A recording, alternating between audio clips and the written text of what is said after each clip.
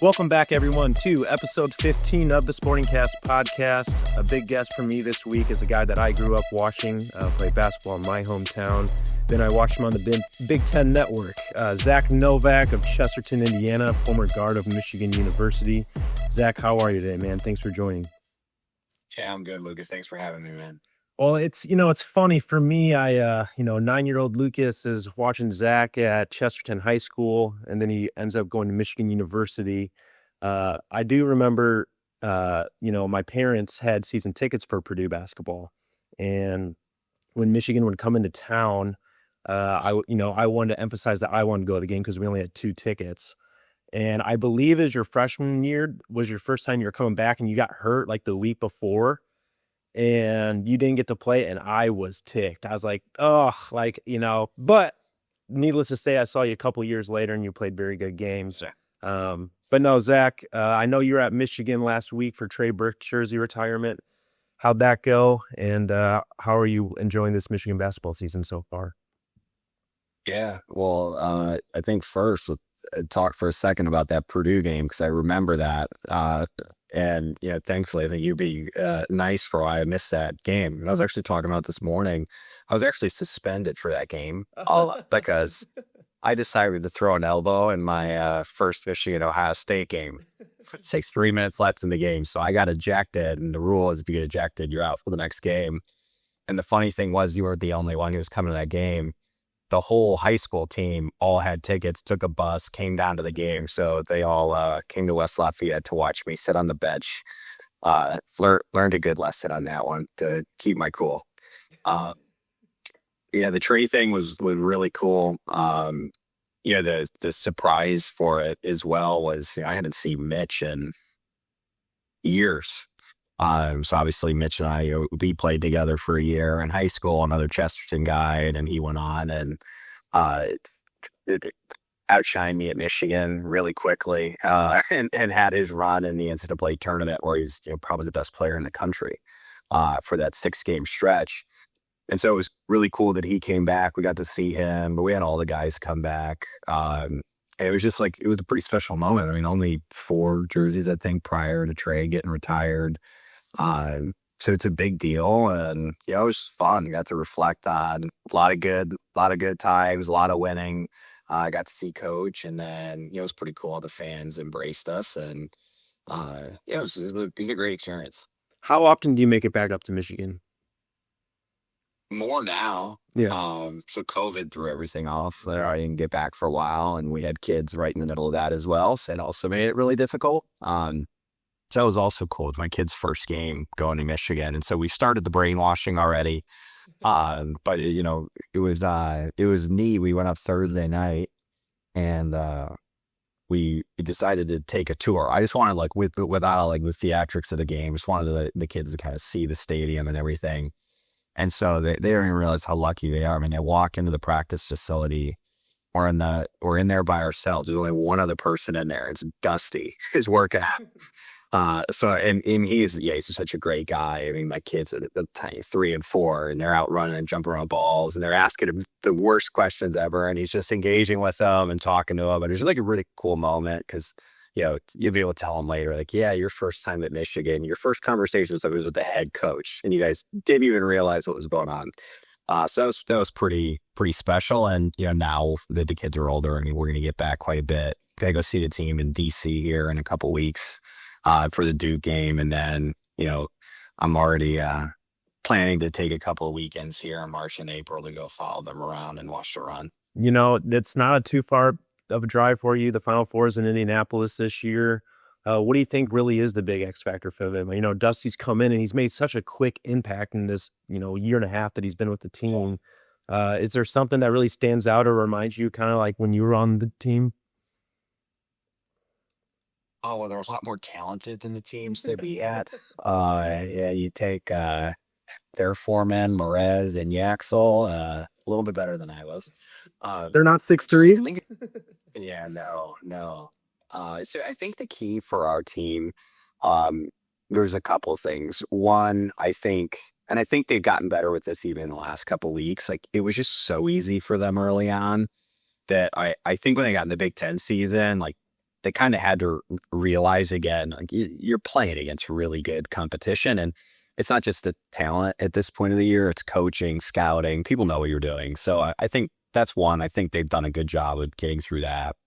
Um, I think the second key is like you do need to make shots. You know, we had a rough stretch where we were missing some shots. That's gonna happen though. And the good thing is, we're so versatile that we can still work around that. But to win the whole thing, I mean, the shot's gonna have to go down.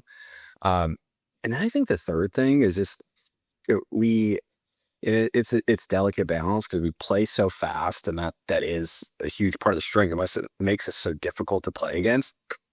But we just got to cut down on the pull your hair out turnovers. Mm-hmm. So we do some things sometimes where it's just like, time and score, know the place in the game, know if momentum switching. And maybe don't throw the lob or throw the one-handed bounce pass to somebody. You just, you got to know when you use solid possession. They're going to learn that. I mean, they are learning that. They got a lot better with it. And so I think if they can do those couple of things, and they're so good that the rest will just take care of itself. No, it's funny that you say that because I feel like their Achilles heel even last year was a lot of their turnovers because they had a very talented team. They had two 7-foot centers that were commanding a lot of a game plan.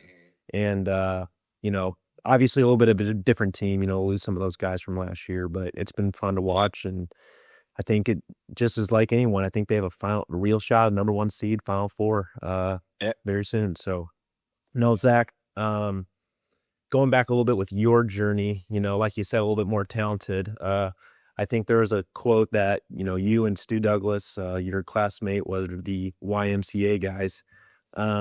What kind of chip on your shoulder did that give you? Because you already kind of had a chip on your shoulder just from the recruiting standpoint of, you were really a little bit overlooked. Did you kind of carry that in when people kind of use that as a nickname, or did you just start playing and do your thing? I'll be honest, I think it kind of went the other way where when I got to Michigan, I was just kind of happy to be there and really had no expectations of ever playing. And, I think when the season started, when I got on the floor a little bit, it started to change. It was definitely difficult to go from playing every minute of every game, pretty much my whole life, to playing 5-10 minutes a game coming off the bench. And it was also a big adjustment for me, just like, I was a scorer in high school, and being a role player, that was a big adjustment. But then I think about 12 games in, I started. It's the first game of the Big Ten season. And coach said, "Hey, you're going to start at the 4," which was crazy. And at that point, I think when you definitely, I don't know if I would say it was a chip as much. Like I was pretty driven just by being there, and we had other things that were motivating us, but. I think it was almost like we kind of took some pride in just being unassuming and then coming out and smacking teams. And, we did a lot of that just because we had such a good coach. I was talking to somebody this morning about this, actually. We had no business beating a lot of the teams that we did. We just put in really good spots, and then you were coached up well and were able to execute. And then I think for Stu and I, where Michigan was so great for both of us is we had really great assistant coaches that were really great at training you as like an individual player. So it went from at the beginning, a lot of it was like manufactured. Beeline's putting us in good spots. Like we could spot up and shoot basically. And that was about it. To our senior year, taking guys off the dribble, pull up jumpers, taking to the basket, shooting threes. And, actually I felt like by the end became like legitimate Big Ten players.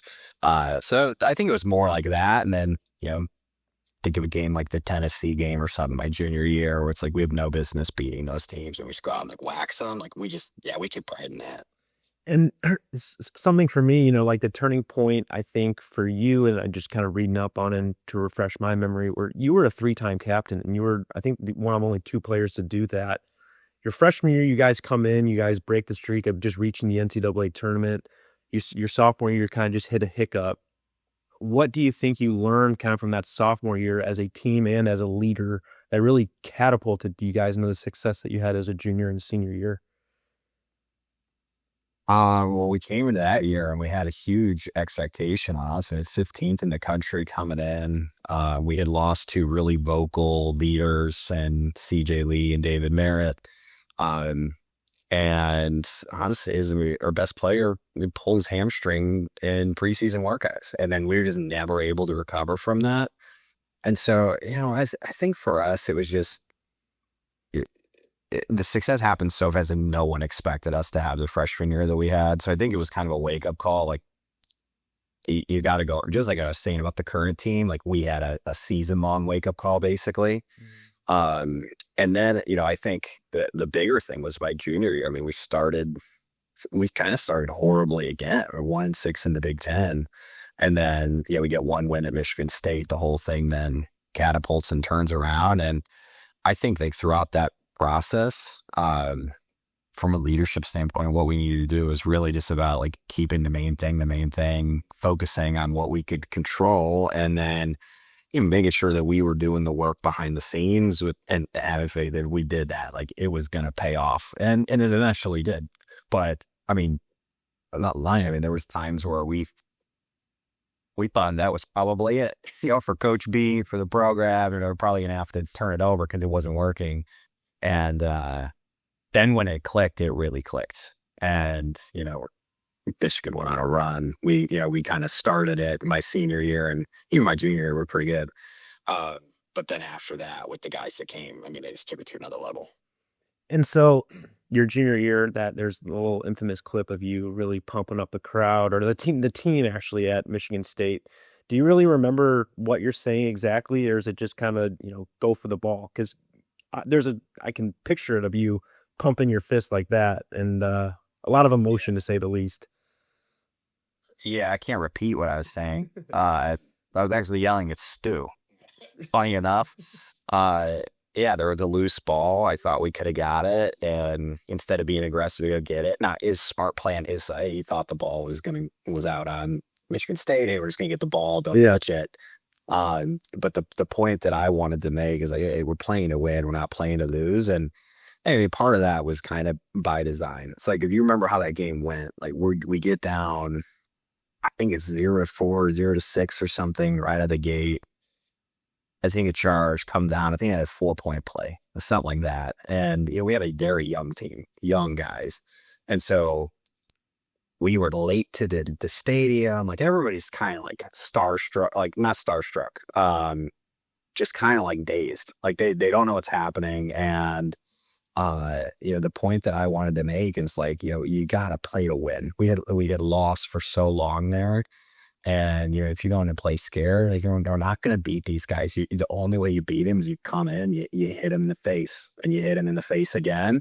And so the point I was making is like, us, like this isn't the game to like kind of be passive and let the ball go out of bounds and hope it's go get the fucking thing. Yeah, go get it. And that's that's the message, what it was. And thankfully I had, Colton on our team threw the towel over my face, so no one actually knows what I said, which is probably for the best.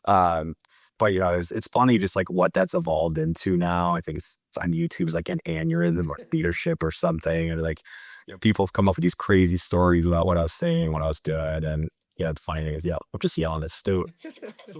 You haven't exaggerated, like lied into one of the crazy stories that you've heard? I should come up with a better one, probably. Yeah. It's like, you're trying to get NIL'd in. Who knows? No. Exactly. So you guys, your senior year, like you said, I know you weren't on that Final Four team 2 years down the road, but your senior year, you guys really catapulted, right? You win the Big Ten, a share of it. Trey Burke comes in. You had Tim already. What was that year like? And then what was the satisfaction of watching them on the Final Four? Because it's a little tough. You're not on the team, but you're also a big reason why I think they got there from what you did there. Yeah. So I think like for our senior year, like, again, just coming in where I was just saying to come in for like, it was barely getting to Michigan, I felt like, to not think I was going to play. We'd never made a tournament. We made a tournament. We made another one, shot away from going to Sweet 16. All of a sudden, like, I remember sitting like midway through my senior year, and Coach Val pulled me in the office, and it shows me the remaining schedule, and he shows me Michigan State, Ohio State. He's like, dude, we got a chance to get this thing. And like, it was not even like really on our radar. Could have just been so far away from that. I'm like, oh my God, like you're right. Do shit. And this is crazy. And so, to get that done, I remember I think we played at Penn State or something, flew back, and like we're back in our film room watching Ohio State, Michigan State, and Buford his shot to be up Michigan State. So like we get a share of it. Like that was a pretty surreal moment. Um, yeah, share of it, whatever. Like got a Big Ten ring. And I don't think we had won once like 85 or Yeah, it something. is a Crazy 20 point. at the time is 26 years, which is crazy. I didn't realize that. Yeah, it was crazy. So like that was pretty cool. And then, for me, I'm in the Netherlands the following year. And not only am I like I felt like connected to the team. Beeline's there, a lot of the guys were there, and then just Mitch coming after, I think added a whole other thing to it. So yeah, I was almost like living vicariously through those guys. And I'll tell you what, like when I was playing with them over the summer when they came in, because I was still training to go play overseas. So it was when all those guys came in. Oh, like it's a good thing I'm leaving because I would not have been playing 35 minutes a game anymore. I mean, they were that good. And so it was just fun to watch. And then, when they made that run, yeah, I'm in the Netherlands. I watched the shot against Kansas, and then we win the next game. I walk in our GM's office. At this point, I knew I wasn't playing basketball anymore. So it was like 1 year, I was done. I was going to go work. I went and had a conversation about, look, you had two options. Like, I'm going to the Final Four, and option one is you're cool with it, and I'm coming back. Option two is you're not cool with it, and like, hey, thank you, but it's been a fun year. I'm not coming back. I'm going. And they were cool with it, and I'll give them credit. Like they were really accommodating, and yeah, I went, and that was awesome. I would have traded that for the world. Yeah, Trey Burke shot, and then I will admit, and I'm sure you're just as in agreement, but that block that Trey Burke had versus Louisville was still one of the worst calls in college basketball that I've ever seen. Yeah, it's horrible. Yeah, it was horrible. Yeah, sore subject still. I thought we had it. No, But it was still a great run. so Zach, obviously a lot has changed in the last 15 years. NIL. Do you ever wonder like what would you be making if you were playing college basketball now?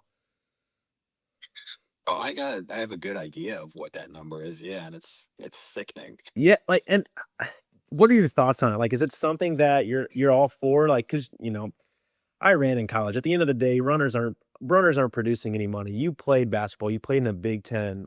What was that?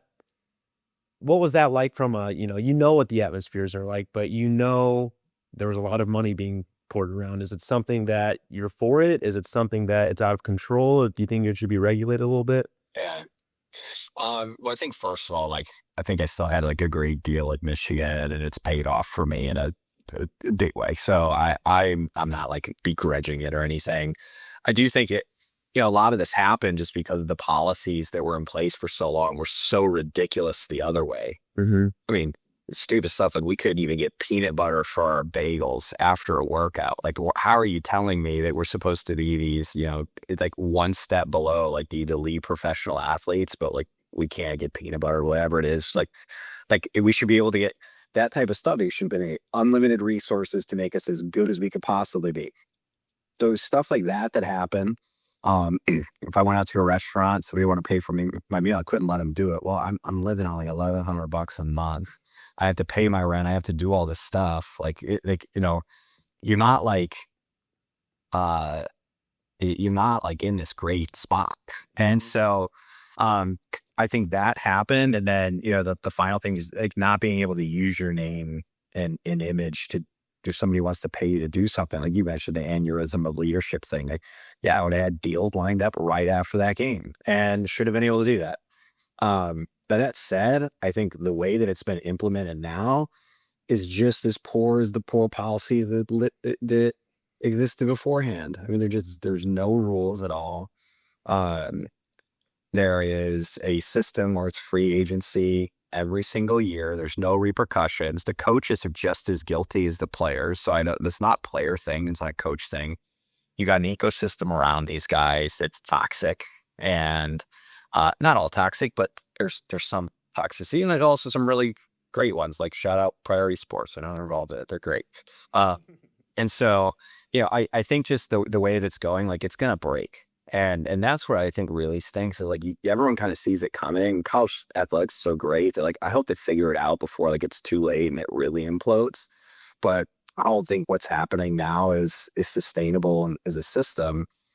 But at the same time, I think they're making more money as a sport than ever. So who knows? Maybe I'm wrong. But ultimately, I think they need some better guardrails around it. They need some systems so that it's not completely the Wild West every single year.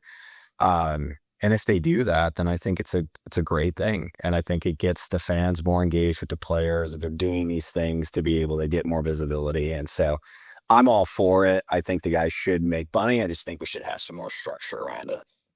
And another thing, which is a hot topic, going back to your high school days a little bit. I know you played baseball as well, and you were a very good baseball player. Another topic that's kind of grown over the last 5 to 10 years is focusing on one sport. What are your thoughts on that? Do you have any regrets? Probably not, because it seemed like it worked out for your career. But what are your advice for all these athletes that I had to do one sport to be as best as I can at it? I think it's horrible advice, and I hate it. And I think just the way, like, I got two young kids now, they're 3 and 4, so they're not really into this yet. But like even like the training and things that they have available to them, um, I think some people have figured out how to make money off of these sports and are really pushing that. I think that's a terrible thing, and I think we got to find a way to prevent that from happening as a country. Um, But as I look at like the multiple sport thing, no, I think the biggest thing is you just have to learn how to compete and learn how to win and learn how to be a teammate and learn how to develop different skills. And I think that's only a benefit. I don't think that's a negative at all. Now, look, at some point, do you have to specialize and do you have to like pick what sport you're going to really go after? Yeah, you do. And like, so the way I manage that is, I played basketball and baseball. I picked up a baseball bat at tryouts and I set my baseball bat down the last day of sectionals.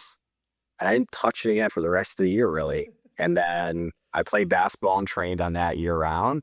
And look, the coaches knew that. Like, that was just kind of the deal. But look, when it was time to actually play, like, I went and gave the same effort and energy to that and like locked in. And usually I would do like kind of a ramp up. Like there was the Bull Sox Academies over, I think, in Griffith. So I would go like do a couple sessions there, get my swing right. Yep. Because again, I want to compete, I want to win. Mm-hmm. And so I think it's good. I think people should play multiple sports, and this whole specializing like fifth grade is just bullshit. Yeah. A little bit, speaking of fifth grade, one thing that I really liked just watching or looking at was the T-shirts that your fifth grade basketball team. Can you talk a little bit about that? Because I know that kind of emulated how you played in high school and college. Yeah. So we won the fifth grade state championship, and we got these shirts made. Then it was chicks dig scars because all wounds heal and championships last forever, I think is what it said. And I think it's from some movie, might have been Keanu Reeves or something. And so my dad was our coach. He had those shirts made up. And so I had that shirt kind of forever. It was sitting in my basement even when I was in college. And so then my freshman year got popped in a game against Illinois, elbowed in the face. And so I have all this blood coming down and, kind of like, I don't know. It's one of those things where I was kind of lucky from like a self-marketing perspective because it was, everyone's like, oh, this tough guy's like, no, I just got elbowed. Elbow, I started bleeding. Well, somebody got a good picture of that. So it's like me, there's like blood all over my face and my jersey. And we ended up making a T-shirt on it. And so there's an underground printing local company. Good guy. I'm friends with the guy who owns it. And, when I graduated and was able to do all the NIL stuff back then, you couldn't do it till you graduate. He's like, hey, let's make a shirt. So we're going back on some concepts. I was like, I have an idea. Like, let's take the blood shirt and let's do a chicks dig scars shirt. I think that would be pretty good. And I think it is a good little cult shirt for a while. Yeah. And it's funny now. Like my wife's got one, and got some for the kids. They sent like a little onesie when I had my first kid. So that's pretty cool. And it caught on. It was like nice little campaign, a little homage to the past. Can you talk to Dusty about maybe doing that as a warm up shirt for one of the games this year? Yeah, I need Dusty. I'm gonna need $100 a guy though. Yeah. Hey, rent ain't cheap these days. No, but no, just a little bit more in your high school, and we'll go back to a little bit more playing college. You guys had a really special Chesterton basketball team your senior year. I'd say probably the second best team of all time, just comparing to the one that got state runner up a few years back. Yeah. What do you kind of remember from that team and how special it was? Well, it was a talented team. We had six guys who hadn't played in college, some sport. I think five of us were Division 1 in some sport. So that helps. You got athletes on the team, and I think the cool thing was you look at it as like, yeah, outside of, yeah, Tommy was playing a lot. I think John Thang was playing a lot. Big had Mitch, he was a freshman. Senior class, we had five of us who we had been playing basketball together since we were in fifth grade. And I think fourth grade. And one of the cool things was, if you looked at that, like a couple guys playing football and some guys playing soccer, two of us went and played Division 1 basketball, and Tommy went to Taylor. So you had three of us playing basketball and kind of three or four of us that didn't. And so, yeah, it made it really easy, I think, for everyone to kind of like get in their role and play that. And it was never, there was a situation where like anyone was like looking to like go and get theirs necessarily. And so it was a fun year. I think for me personally, I mean, it was like pretty high stakes, high pressure year. I mean, I had no offers. It's not like I went in at a year committed to Michigan. I had nothing. And we just, it just clicked early on. And so, we started the year, I think 16-0, stumbled a little bit out of the gates, and then, got into the tournament and just ran into Crown Point, who we had been playing forever. And, we beat them twice that year. And, yeah, I think lost by like one or two, something like that. And just, it's hard to beat a team three times. They were good. We knew each other's number, so it wasn't like we were going to go blow them out or anything. And, it worked out for me personally, I guess, because then, Beeline offered me right after the games to come to Michigan and commit. So, it all happened for a reason. But yeah, it would have been nice to make a little bit more of a run that year. I think we had the team to do it. And if we didn't have Crown Point probably in our sectional that year, I think we were able to make quite a big run. And Zach, like you said, you had no offers going into your senior year, and what you've said on previous podcasts, you grew up wanting to go to IU and play for IU. That's kind of your team you idolized as a kid, Bob Knight. What's your advice to kids maybe who are overlooked but then have another situation? Because I think it's the Hale Media Group is what they call it. You said you have no regrets going to Michigan, and it went as perfect as possible. What do you think, A, the advice is for people feeling a little overlooked and having no offers, and then B, shifting from what maybe their childhood goal was to doing a different goal, but still getting the same satisfaction out of it? Yeah, yeah. When I did what I did, I think it was near impossible. I mean, I still don't know anybody that played around my era that's getting get an offer at like a Big Ten school in AAU season and like got one at the final second. So it was lucky. I mean, it worked out, and I think I ended up proving ultimately that I belong there. But it was lucky. Like the only reason I ended up in Michigan was because one of the rivals.com, one of the writers for that, Chris Ballas, went to the Dobo at the time. And he said, Beeline was recruiting. He had kicked a guy off the team. He was recruiting to find another player for the following year. The team was really bad his first year. He was like, we got to get somebody else in. And he was recruiting 4 guys, none of which were me. And they were trying to figure out who it was. And he wouldn't tell anybody. He was being really secretive about it. I don't know why in hindsight, but it's totally a Coach Beeline thing to do. And so the beat writer was trying to figure out who it was. And he's like, Brian's got to be the kid in Indiana. And so Brian's like, what are you talking about? He's like, no, it's not, but who are you talking about? And so he's like, there's a kid in Indiana who's not committed. He's scoring like 30 points a game what he is doing. And that was it. That's how it worked. And I got a call in SRT the next Monday, and my coach was the SRT thing. This is one where we could work out at lunch. Yeah. And he's just like, here's the phone. It's John Beeline in Michigan. I'm just like, holy shit. And so I remember taking a call in front of the whole class, and everyone's just like staring at me as I'm talking to them, and it's like it was wild. It was wild, and like I said, I don't think it happened yet. So like, point saying all this, like the stars align. Like if I was going through today, um, having like going from that to Michigan, I think it's literally impossible with NIL. Maybe once the COVID kids kind of wipe out of college and you get back to having a smaller pool, maybe. Um, but I think the path now is, it's almost like a feeder system where you have to go to a lower major school. You go there, you play, and I think you just have to play to your strengths and do what you do very well. So like, I was like, for me, it was basically like I had to go like knock down a couple threes in a game, like hit 4 or 5 threes in a game, go throw down a dunk, and like all of a sudden, like some things will start to happen. Everyone's like, oh yeah, this guy can hoop. But they're different depending on your game and what what skill set you bring. You just have to do that, but you have to know like what are people looking for. And I think now, this is one of the advantages, I think, versus the approach I had to take. Well, like if I didn't get lucky like that, I would have went 4 years to a lower major. You go to a lower major for 1 year, you kill it, you can automatically just like, go right up.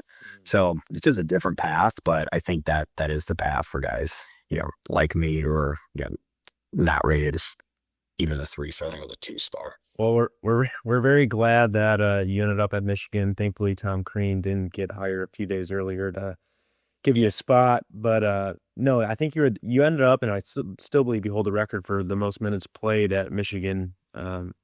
Is there a game that you kind of look back on and say that was mentally and physically exhausting? Maybe you just guarded someone that was really good, or just a tough game in general, or one that kind of brings back that memory? Yeah, there was a lot of games where I felt awful because I was just my body. I mean, I would like even my senior year. I mean, I was playing so much at that point. Like I didn't even like really practice. Like I would go and like 1 out of every 5 reps in practice, and 30 of every days, right? Beeline would come up to me and he'd be like, "Hey, you look sick." I mean, I'm not sick. He's like, "No, you're sick. You're not practicing today." But we're gonna tell everyone else you're sick. So I don't want them to know. Also, yeah, they're all listening to secrets out.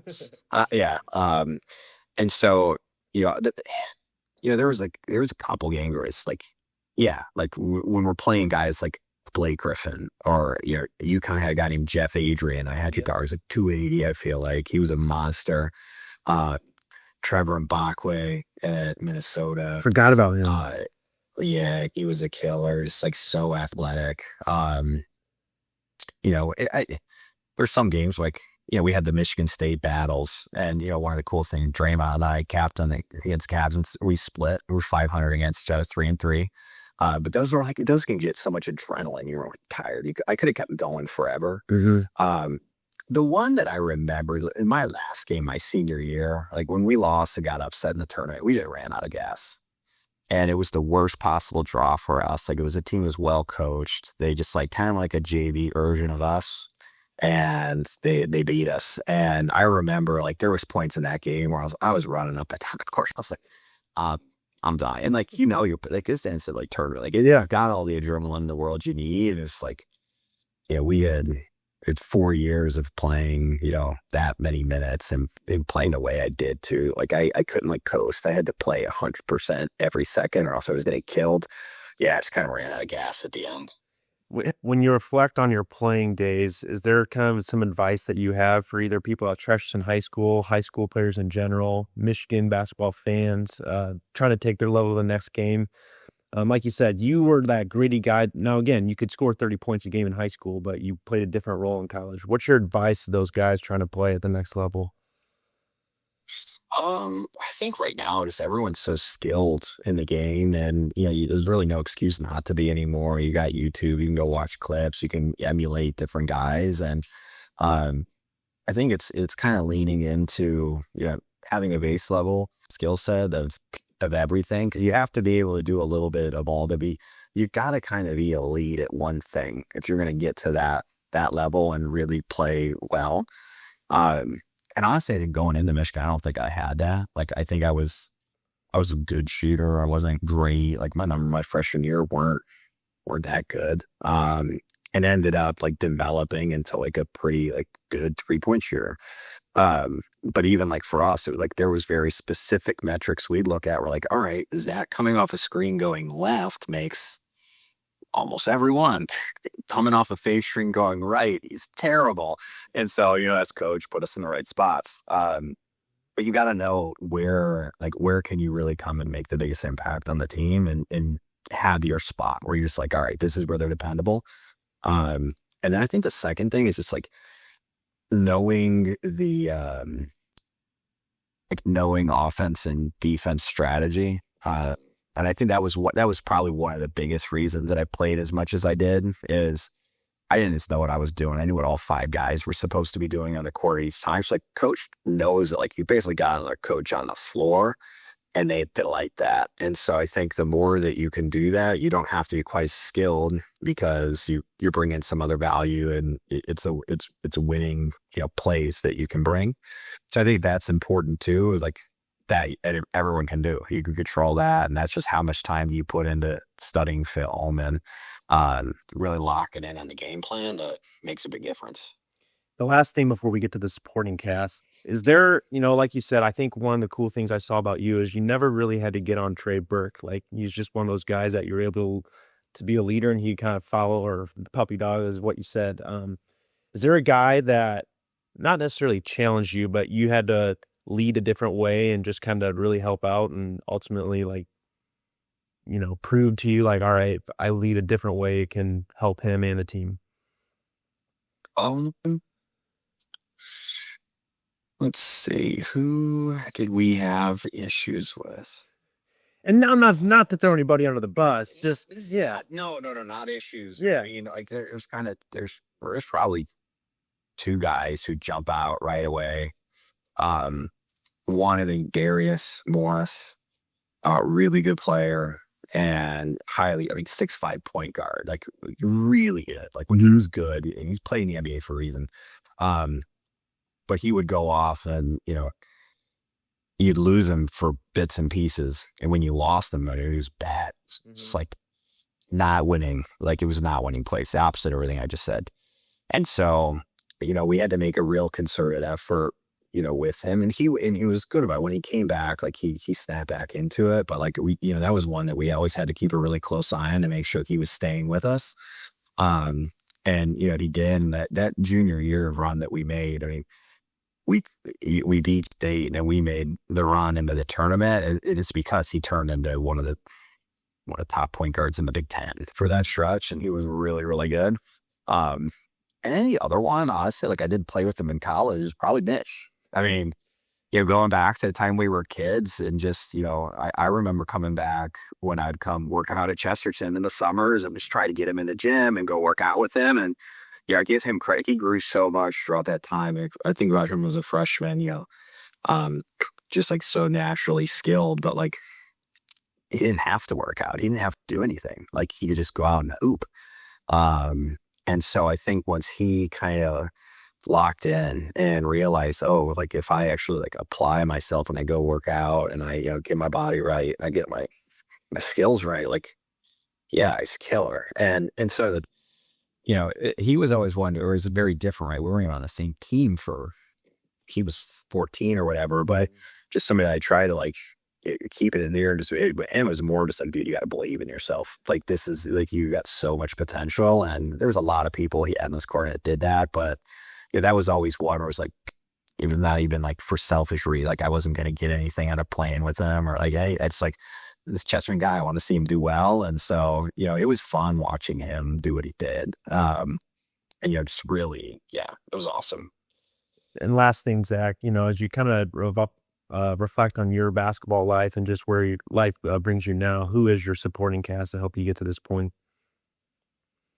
Yeah, both of my parents. Dad coached all my teams growing up, so that was really cool. And you had a couple of the dads around of my friend that I grew up with, and I look at it now with like my kids and having to take them to different practices and everything. Like the amount of time those guys put into coaching us, and not just like rolling the ball out. Like they actually, everything I was saying about like understanding the game, they taught us how to play the right way.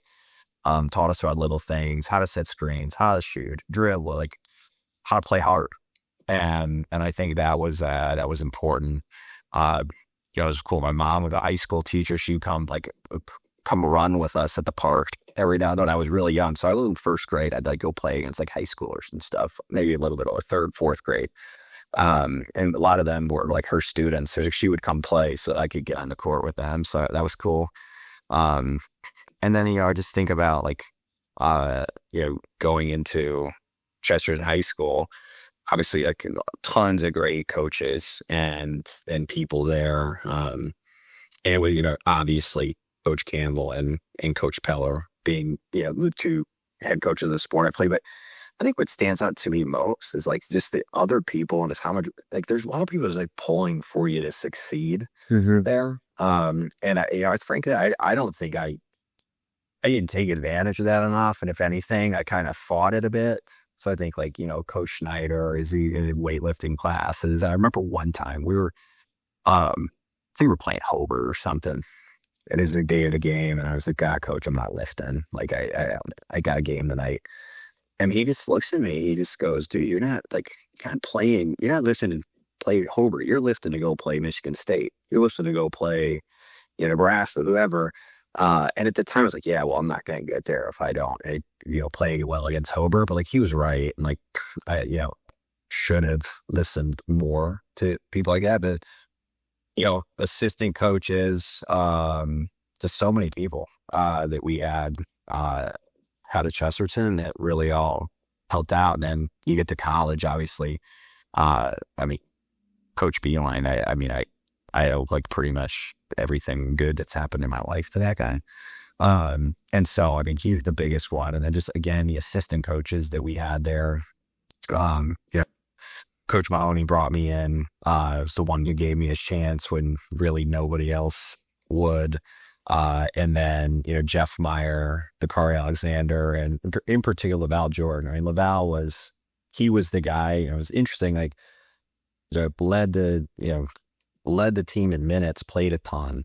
My biggest jump in skill set by far was my junior, my senior year, which is kind of crazy. Usually you don't play that much and then have that type of improvement. It was because of Al Jordan. I mean, just the way that he coached and taught the game. And then, he even stayed, like he didn't have to, but like when I stayed in Ann Arbor to work, I had to go overseas. He would work me out every day. And so, those guys, I think it's along the way been really lucky to have some great people. Awesome. And last thing, any crazy overseas in your 1 year playing over in the Netherlands? Any crazy stories over there? Yeah.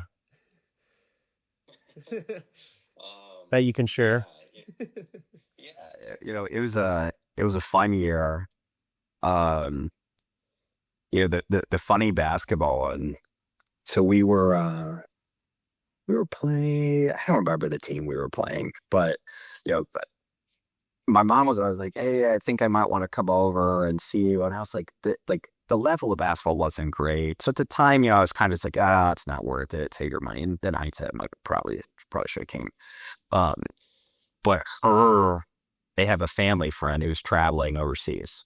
And so he came to the game because he was in Amsterdam or something. So they're like, yeah, I'll go check Zach out. And like, we were playing one of the better teams in the league. So I think it was one like we actually had a lot of people.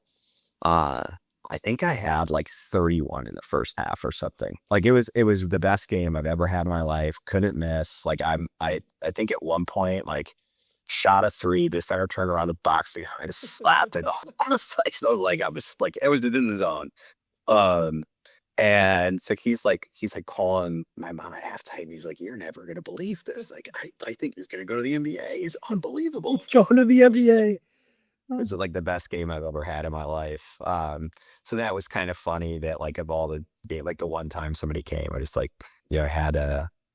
And the second one, there was, Internet 1.0. There was the guy who was this, the white Canadian dude. And he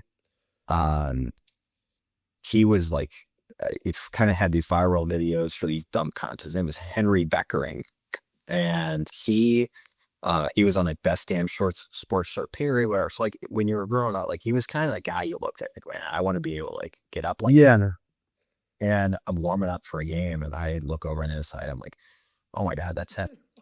And so, and that mind you, like I've played against pros, I've played with pros. I'll never like ever have gone up to somebody I'm playing against and been like starstruck or anything. Yeah. Henry Beckering had me starstruck. No, no way. Dude, I was like, I love you, dude. And like, you're awesome. So we get in the game, and I get a rebound on a free throw and take off on the break. And I'm like, oh, there's a lane. Like, I'm going to take this one to the rim. I'm like, wow, there's really a lane. I'm going up. And he was under the basket. And so not only did I play against him, but like posterized him. And I had this like great picture where like he's underneath and he's got his head down. He's trying to like, get out of the way. And it's just like, I got one on him. So like, that is pretty cool. Oh, that's awesome. Yeah, to look up to him my whole life, and then not only get to play him, but got lucky and got a lane out of him. That was pretty cool. He should have asked for your autograph after that and postcarded to him. You know what? I was just thinking I should print that out and track him down as soon as he sign it. That'd be a pretty good one to get framed for the office. Hey, Zach, between Chesterton and Michigan, I think all the fans appreciate what you brought to the game of basketball. I know it did make an impact on me as a 10-year-old growing up watching you. Thank you very much for what you've done and just coming on and share your story. Hope to see you down in Indianapolis later this year, and let me buy you a beer, and appreciate it, man. Good deal, man. Thanks for having me. Hey, take it easy.